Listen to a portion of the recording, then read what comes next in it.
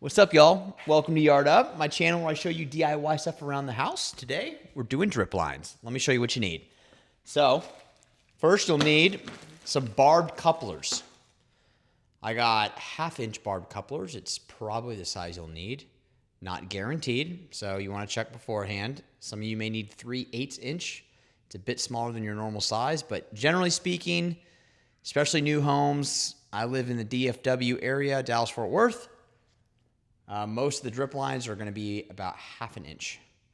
So 1/2-inch barbed couplers, what you need. You can pick a pack of 10 of these up from Lowe's, Home Depot for about $5. You'll need a PVC cutter.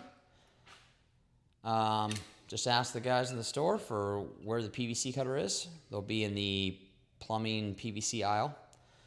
These guys are amazing for cutting the pipe. Let me show you how this works. You just grip it.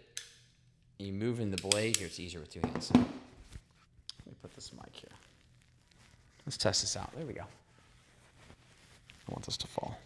There we go. Okay. So, cuts all the way through, very easy. Push it the other way to open it up. Simple, that's what you'll need to cut your pipe that's busted in the ground and the new pipe. So the new pipe is gonna look like this. It's just your swing pipe, that's what they'll call it.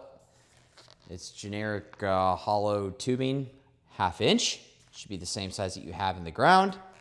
And I'll show you in the video here on how I go about using these tools to fix a puncture or a slice that you have in your line that's leaking and running water all up in the street or flooding out the yard. So hopefully that saves you guys some time and having to go call a repair guy to come out for $100, $200. This guy, $15. Bag of 10 of these, about $5.